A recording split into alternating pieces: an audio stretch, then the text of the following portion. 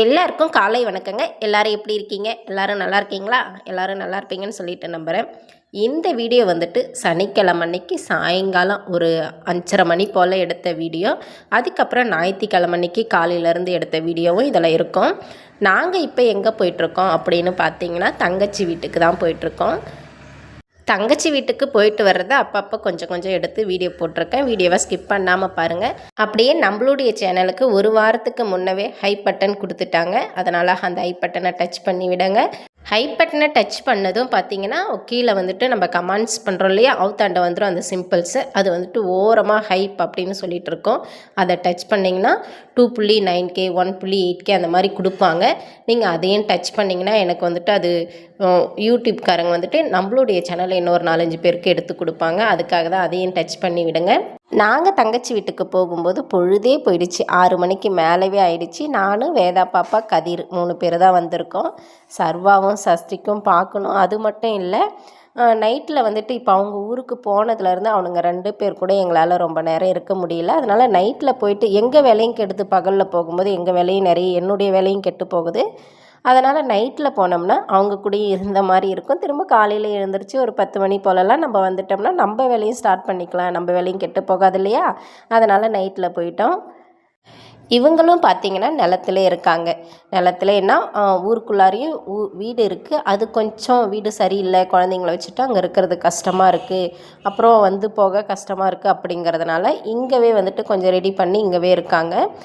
ரொம்பவே நல்லா இருக்குங்க. நைட்டை விட காலையில் எழுந்திரிச்சு பார்க்கணுமே, அவ்வளோ நல்லா இருக்குது ஏரியாலாம் சுற்றி பார்க்குறதுக்கு.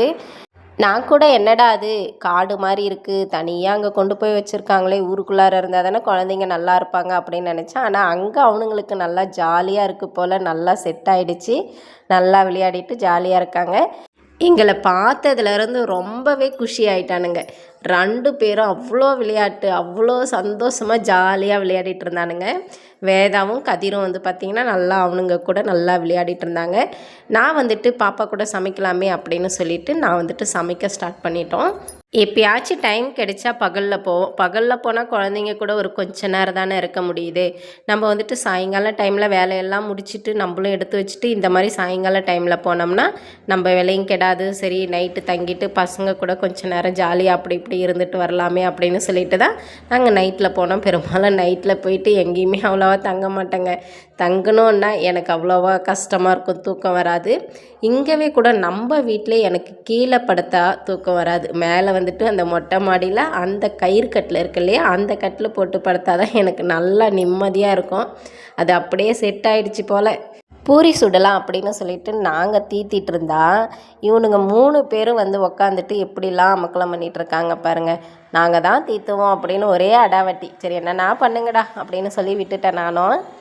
பூரி தீத்துறதுக்கு வந்து பார்த்திங்கன்னா கட்டை இல்லை, அது வந்து வீட்டிலே இருக்காமா. இங்கே வந்துட்டு பார்த்திங்கன்னா இங்கே நிலத்துலே கொஞ்சமாக தானே ரெடி பண்ணியிருக்காங்க. ரூமுமே பார்த்திங்கன்னா சின்ன ரூமாக தான் இருக்கும். சமையல் கட்டுமே சின்னதாக அப்படியே ரெடி பண்ணியிருப்பாங்க.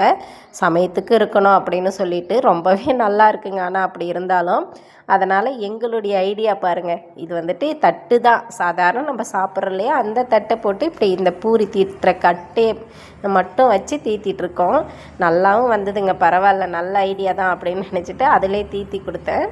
இந்த டிப்ஸு நிறைய பேருக்கு யூஸ் ஆகும் அப்படின்னு நினைக்கிறேன். இந்த மாதிரி தட்டை வச்சு பூரி தீத்தலாம், வேறு ஏதாச்சும் தீத்துறதுனாலும் தீத்தலாம். சப்பாத்தி கட்டைக்காக இதை வச்சு யூஸ் பண்ணிக்கலாம். இந்த டிப்ஸை தேவைப்படுறவங்க இதையும் யூஸ் பண்ணிக்கோங்க. சர்வாவும் சஸ்திக்கும் இருக்கானுங்க பாருங்கள். இப்போல்லாம் ரொம்ப வாழ்த்தனம் பண்ண ஆரம்பிச்சிட்டானுங்க. கொஞ்சம் கூட சைலண்ட்டாக இருக்கிறதில்ல, ஒரு நிமிஷம் கூட சைலண்ட்டாக இருக்கிறதில்ல.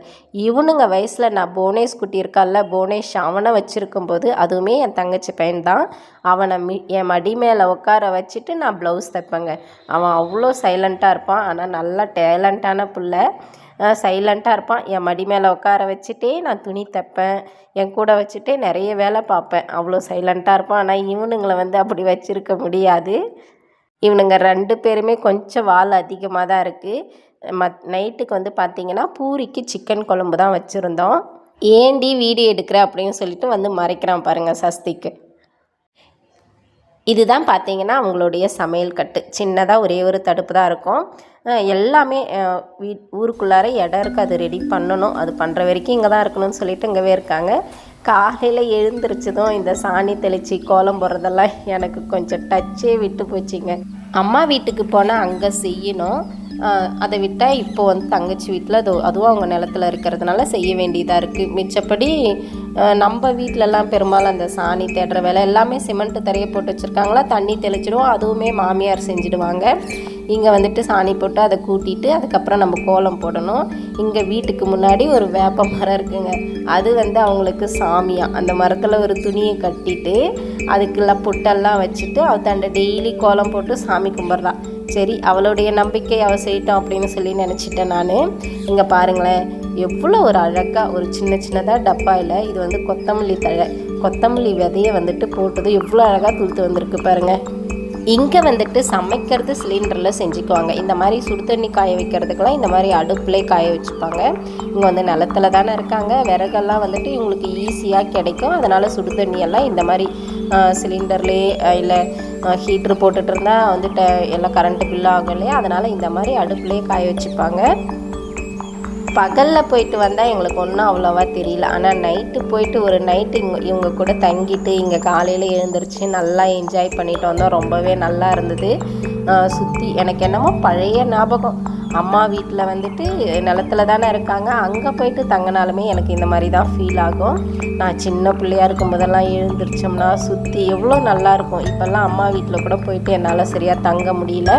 எனக்கு வேலை சரியாக இருக்குது, அதனால் சரியாக தங்க முடியறதில்ல.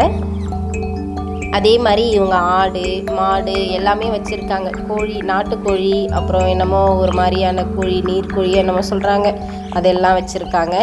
அதை எல்லாமே பராமரிச்சுட்டு நிலத்தில் பயிர் வைக்கிறது தான் இவங்களுடைய வேலை. இதுவுமே பார்த்திங்கன்னா ஒரு மாதிரி நல்லா இருக்குங்க. நல்லா ஒரு மாதிரி நிலத்துலேயே எழுந்திரிச்சதும் பார்த்திங்கன்னா அந்த இயற்கை காற்று ஜில்லுன்னு என்ன சொல்கிறது, ஒரு மாதிரி நல்லா இருக்குது. எங்கே ட்ரிப் போயிருக்கிற மாதிரி இருக்குது. எனக்கு என்னமோ நல்லா இருந்தது.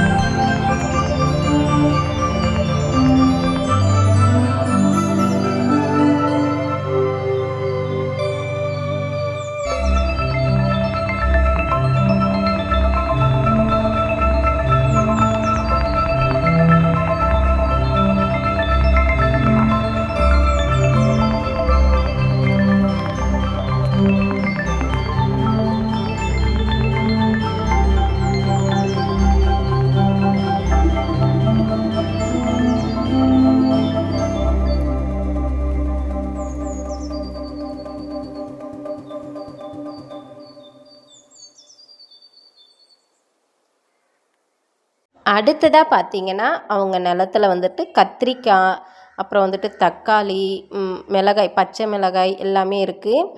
அதெல்லாம் கொஞ்சம் பறிக்கலாம் அப்படின்னு சொல்லிட்டு பறிச்சிட்டு இருந்தோம். இவனுங்களை பார்த்துக்கிறது தான் எனக்கு வேலை. இது வந்து தக்காளி செடிங்க. தக்காளி செடியிலே பார்த்திங்கன்னா நாட்டு தக்காளி செடின்னு சொல்லுவோம். அது நல்லா புளிப்பு கொடுக்கும். நான் சின்ன பிள்ளையா இருக்கும்போதெல்லாம் இந்த மாதிரி அம்மா வீட்டில் நிறைய தக்காளி தோட்டம்லாம் போடுவாங்கங்க. அப்போ வந்துட்டு இந்த மாதிரி தக்காளி கொஞ்சம் ரொம்ப பழுத்தும் இருக்கக்கூடாது, காயாகவும் இருக்கக்கூடாது, ஓரளவுக்கு கூம்பழமாக இருக்கணும். அதை எடுத்து அதை வந்து சென்டரில் ஓட்டை போட்டு, நான் வேணால் அதை இன்னொரு நாளைக்கு ஒரு ஷார்ட் வீடியோவில் போடுறேன் பாருங்களேன்.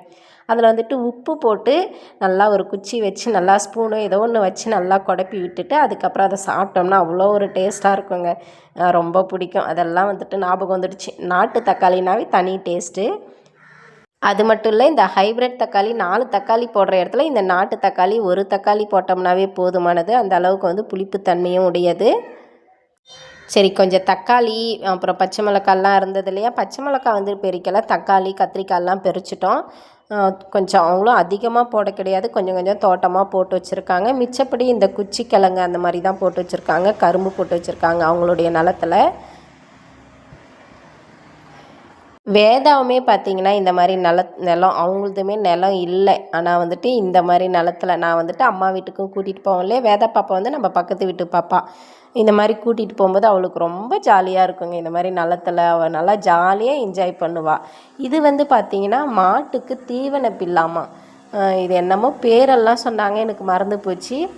இந்த பில்லு வந்துட்டு அப்பப்போ கட் பண்ணி போடுவாங்க. நான் அதுவுமே மிஷின் வைக்கிறேன் பாருங்களேன், காமிக்கிறேன். இது வந்துட்டு லைனாக கால் போட்டு நட்டுருக்காங்க. ஒரு நாளைக்கு ஒரு குறிப்பிட்ட தூரம் கட் பண்ணி விட்டாங்கன்னா அது அப்படியே துளுத்து வரும். இது அப்படியே ஸ்டெப்பாக எப்படி தெரியுது பாருங்கள். இந்த பக்கம் நல்லா துளுத்துருக்கு. இவ்வளோ கத்திரிக்காய் வந்துடுச்சுங்க. கிட்டத்தட்ட ஒரு 3 கிலோ 4 கிலோ போல் வரும். இதில் சொத்தை இந்த மாதிரி விவசாயம் பண்ணுறவங்க இந்த மாதிரி சொத்தையெல்லாம் எடுத்து அதை மாட்டுக்கு போட்டுருவாங்க. இந்த சொத்தையெல்லாம் எடுத்துகிட்டு தான் நம்ம வந்து வியாபாரம் பண்ணுறதுக்கு கொடுத்து விடுவாங்க. நாங்கள் கொஞ்சம் இந்த கத்திரிக்காயெல்லாம் சொத்தை இல்லாமல் எடுத்துகிட்டு அதை கொஞ்சம் வியாபாரத்துக்கு கொடுத்து விட்டுட்டு நானுமே கொஞ்சம் ஊருக்கு எடுத்துக்கலாம் அப்படின்னு சொல்லிட்டு கொஞ்சம் எடுத்து வச்சுக்கிட்டோம். தொட்டாச்சு நீங்கள் செடி பாருங்களேன், வீட்டுக்கு முன்னாடி அழகாக வச்சுருக்காங்க. இதுதான் பார்த்தீங்கன்னா அந்த பில்லு கட் பண்ணுவாங்க இல்லையா, அந்த மிஷின். ஆமாம், இதில் வந்துட்டு இந்த மிஷின் எப்படியே ஒயர் கரண்ட் மூலயமா தான் போகுது. இதை போட்டு விட்டுட்டு அங்கே பாருங்களேன் எவ்வளோ பெருசாக அந்த சந்துக்குள்ளார விடுறாங்க. அப்படியே முன்னாடி வந்து தூளாக வந்து விழுது. இந்த மாதிரி போடும்போது அந்த தீவன பில்லு வேஸ்ட்டே ஆகாதான் கொஞ்சம் கூட. ஆடு மாடு எல்லாமே ஃபுல்லாக சுத்தமாக சாப்பிட்டுடுமா. நம்ம அப்படியே போடும்போது நிறைய வேஸ்டேஜ் பண்ணிவிடுமா, தழையை மட்டும் சாப்பிட்டுட்டு மிச்சதெல்லாம் அப்படியே விட்டுடுமா. அதனால் இந்த மாதிரி தூள் பண்ணி போடுறதுக்காக இந்த மிஷின் வச்சு தூள் பண்ணி போடுறாங்க. இது வந்துட்டு நான் வெளியிலேருந்தே எடுத்தேன். அவங்க வந்து ஆட்டுக்குட்டி வச்சுருக்காங்க இல்லையா, அதுக்காக அதுக்குள்ளார அது ஒரு மாதிரி இருக்குது. அதுக்குள்ளார போட்டாங்கன்னா அந்த கட் பண்ணதை அதுக்குள்ளார போட்டாங்கன்னா கீழெல்லாம் இறைக்காமல் அதுக்குள்ளவே சாப்பிட்டு முடிக்குமா. இப்போ ஆட்டுக்குட்டி சாப்பிட்டு இருந்ததையும் காமிச்சேன் பாருங்கள். அப்படி தான் கதிருக்குமே நல்லா ஜாலியாக இருக்குது. இங்கே வந்து வீட்டுக்குள்ளாரே வச்சு அடைப்பனா, அம்மா வீட்டுக்கு போனால் தான் அவனுக்கு கொஞ்சம் ஜாலியாக இருக்கும் நிலத்துல சுற்றுறதுக்கு. இங்கேயுமே அவனுக்கு நல்லா ஜாலியாக இருக்குது.